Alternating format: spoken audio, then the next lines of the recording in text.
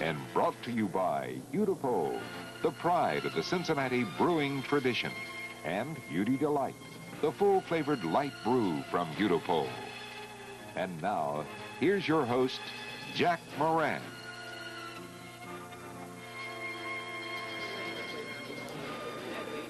Thank you, and good afternoon, everyone, and welcome once again to BPA King of Bowling. Today we are greeting you from Losantiville Lanes, and next Sunday we're going to be at Seymour Lanes. You know, while driving out to the lanes today, mulling over in my mind, I was recalling the number of new faces we have had on the program down through the years. And I said to myself, you know, you can talk to yourself. The problem is when you begin to answer, that's when you're in trouble. And I said to myself, in the 19 years we have been on the air with BPA King of Bowling, we have probably introduced more new faces, new names in bowling than any other bowling program in the United States. You recall down through the years we have introduced so many new faces, new bowlers, down through the years that I guess than any other program, because they have gone on to become not only big names in our area, but some of them have gone on to fame and fortune. And for example, our top qualifier today, I remember when he was on the program for the very first time. What has he done now? He's become, just recently, the best amateur bowler, not only in the U.S., but in the world. 741 Steve Fehr, ladies and gentlemen. Now here is one of our newcomers we were telling you about, and look for him to become one of the big names in the tri-state area. Who knows, maybe nationally in the not-too-distant future. 722 Dave Forwood, ladies and gentlemen. Another newcomer, 17 years of age, his very first appearance, rode his very first 700 series to be on the program, Doug Thomas, ladies and gentlemen. And here he is, another Steve, our king, Steve Benell.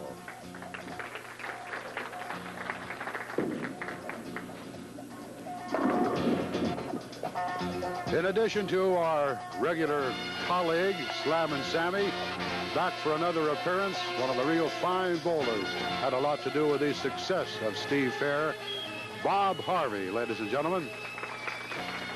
Match one, well, this is going to be something. Two newcomers, Doug Thomas, Dave Forwood, and the balls will start rolling right after this word about the beer that brings you bowling. You know what it is, right? Hudy Delight.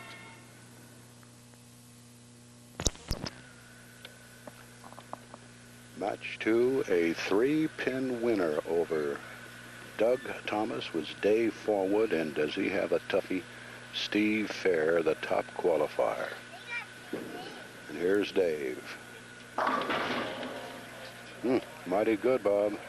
Hasn't missed a pocket for about 13 balls now, something like that, Jack. He's really throwing the ball well. As you say, he is up against the best in town. There is no two ways about it. Fellow, you had a lot with developing Steve Fehr.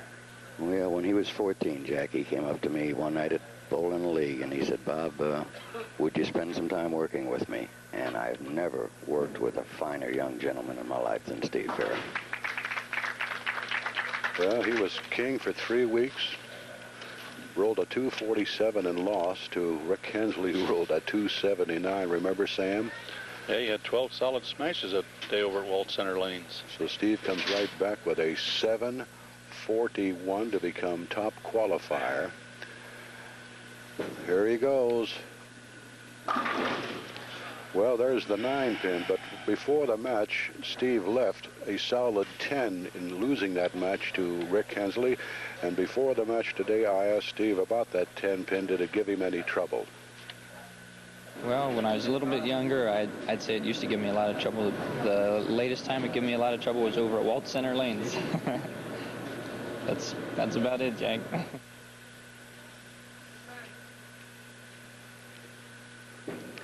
Well, the 10 never gives him any trouble.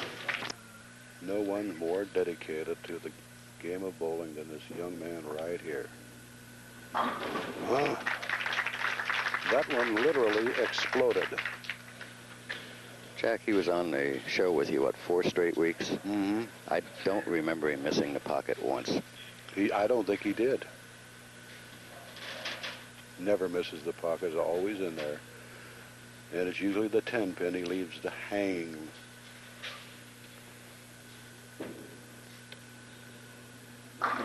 Nothing wrong with that one either. Nope. Next week, as we say, at Seymour, not too far from where we are today, Bill Wharf, 690 tops yesterday. Richard Hill was next with 677. And Ron Bruni, third with a 677. Low was 580, and there were 416 entries over at Seymour, Sam. That's right. Had a wonderful crowd there. 2 newcomers again, Richard Hill and Rob Bruni. 2 newcomers today. Hey, this fellow means business, Bob. That's for sure, Jack. He's, like I say, he's bowled it outstandingly well for his first time on television. But as I say, his background shows that he's been in tough matches before. He knows what he's doing out there. Sam, where are they going to qualify next week? Oh, we go to Madison Bowl next Saturday at 8 o'clock in the morning. We'll see Bert White over on the Permalane and the Magic Scores. 8 a.m. we start. It's the middle of the night for you, Sam. No, it isn't. Not for me, it isn't.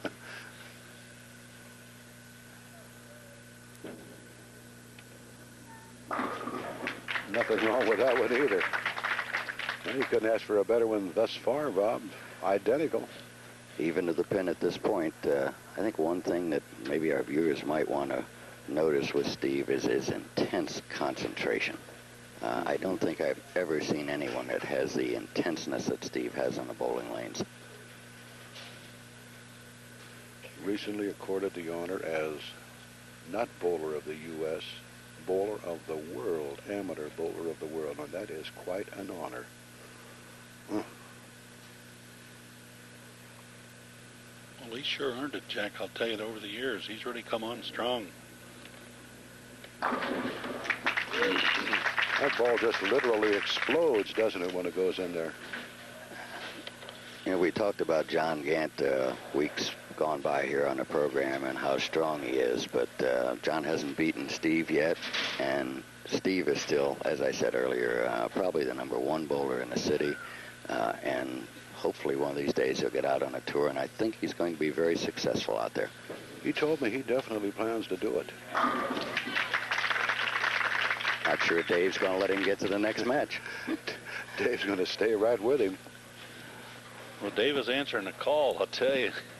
He's bowling super. He hasn't missed a pocket since the 3rd frame in that first game. A newcomer to television audience, Dave Forwood, Forwood. One of the hundreds of new bowlers seen on King of Bowling for the past 19 years. He gave me a little high. Jack, we're about a game and a half into today's bowling. The lanes should start breaking down a little bit. One thing I've been watching is whether Dave is going to move and adjust to them as they break down. Probably it's just about that time where he needs to make a little move to the left with his feet. Cross lane shot for the 4-7. Played it perfectly. Steve can now take the lead if he hammers another one. As we've always pointed out, Bob and Sam, we both have said this. You give this fellow an opening, and he'll hammer you. Jack, you notice he's taking a little bit extra time on this shot here. He knows this is the one that puts him ahead and puts the pressure on Dave. He wants this strike.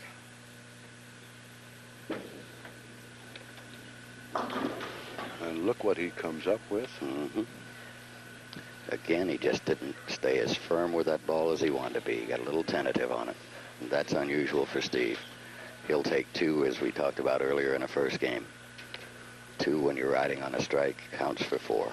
Mm-hmm. Forget about trying to bring this back, because it's nigh on to impossible. Oh, it can be made, but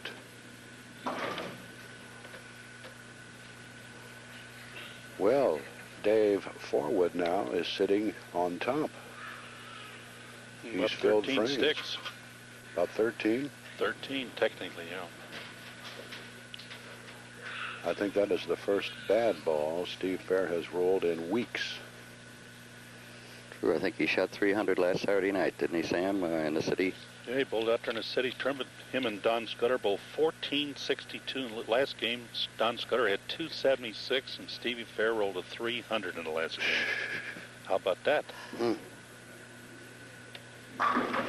Ooh, there is the pin we were talking about. He'll leave those, and that cost him in Rick Hensley. Well, last week, Jack, you asked if Ricky Martin was bowling much. After he left the program here last Sunday, he rolled 2,021 in the all events out there.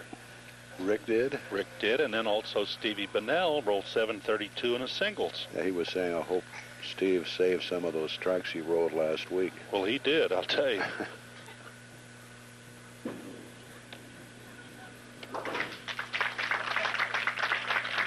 Now, Bob, look out if Dave hammers a strike in here.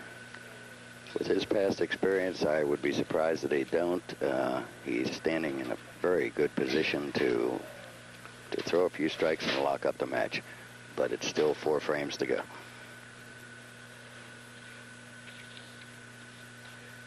You can almost hear a pin drop when he delivers. He ran that one out. He looks good and loose, Jack, now, I'll tell you. There are those 13 sticks you were talking about. Right Sam. on the nose. I'd like to pass on our sympathy to the Matt Coffey Sr. family who just passed away Thursday night. Matt did. Our sympathy goes out to the family.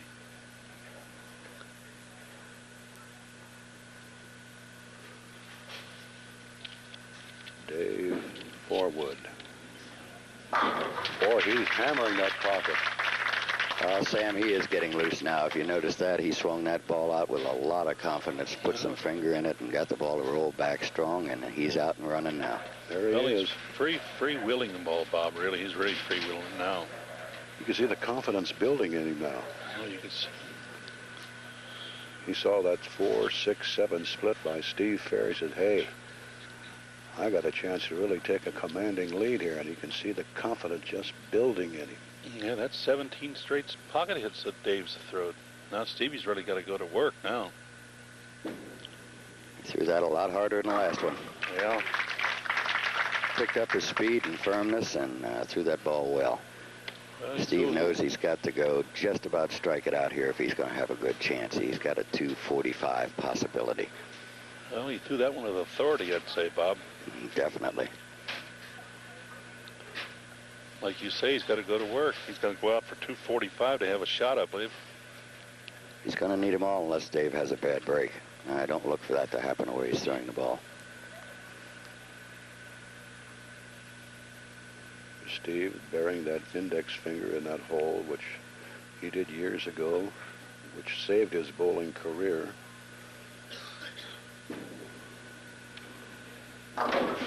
Mixing ball, ganging up on the 7, but she didn't go.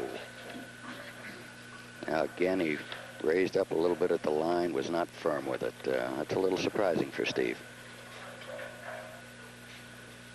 Those are things a bowler never notices what he does. But somebody sitting back can notice that.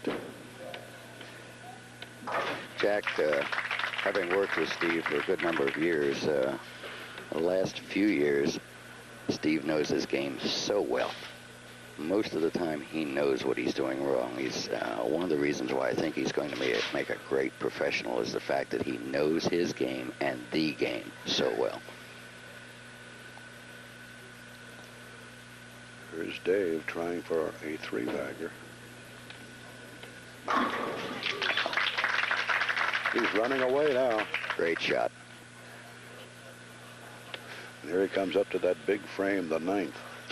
Nobody, well, I wouldn't say nobody, but a lot of our viewers, Sam, never heard of this fellow, Dave Forwood, until he made his first appearance today, but they're going to hear a lot about him in the future. I believe it. I watched him bowl about 10 years ago, Jack. He's a nice bowler. You can see that. Five-step approach. I think he got by with a bad shot there. I think he realized it too. He drifted a little left, come up on the shot, pulled it a little bit, and fortunately it stayed pretty close to the pocket for him. But it was not one of his better shots. Yeah, with the fill, he's going to be technically about 32 up. 3 marks with 2 frames, pretty good, isn't it? Yeah, all he needs is a spare here, and I think he's got Steve locked out.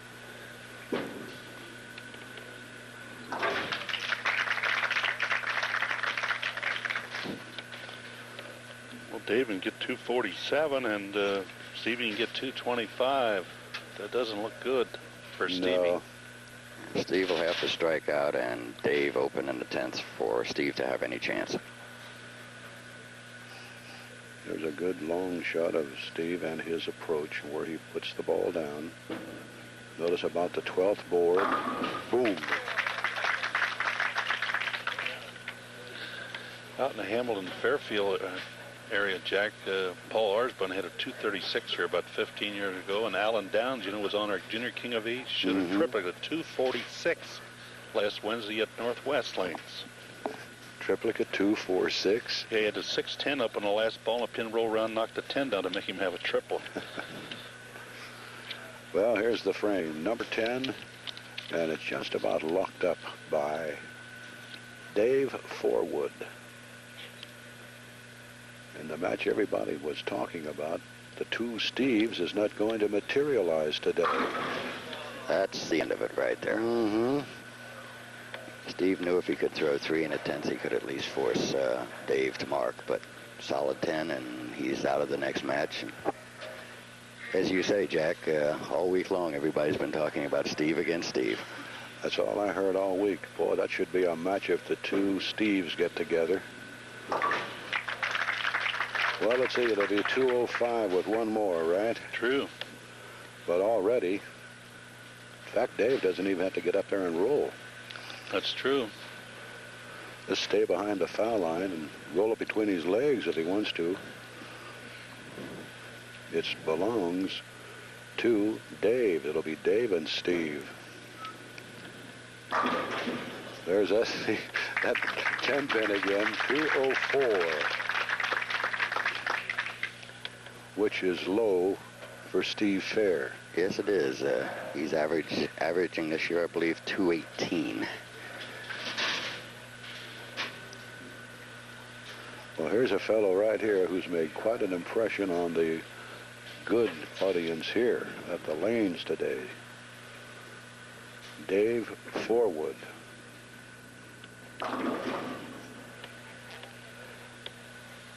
Three 9-pins in the matches so far. Something you very seldom see, and yet we've had 3 of them. It's usually the 8, the 7, or the 10. True, or possibly the 4, but very Not the seldom. 9. Sam must have something to do with that.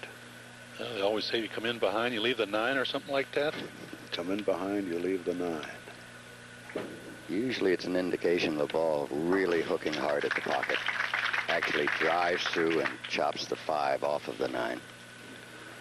Well, you can't throw much stronger than that, I'll tell you. Looking down here, he's filled every frame. That's the secret. Yeah, 236 with a fill. When you get out to your BPA lane this afternoon or tonight for that practice, fill those frames, watch that score mount. Is it 236 for Dave Forwood? Looks like it will be. Definitely 236 it is. So it's going to be Dave Forwood against Steve Benell for the championship right after this.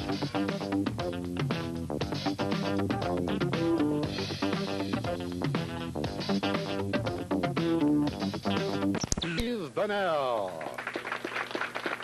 Well, we're almost out of time, so already our genial hostess here, Sue Durking, has already given the checks to these gentlemen. So quickly, the question, which Cincinnati man or greater Cincinnatian has won the PBA title? The answer was Kevin Gillette. The winner was Urban Brinker of Cincinnati, Ohio. $50 gift certificate from Fassel's Bowling Supply. There you are, Sam, right there. I'll stick it in my pocket, Bob.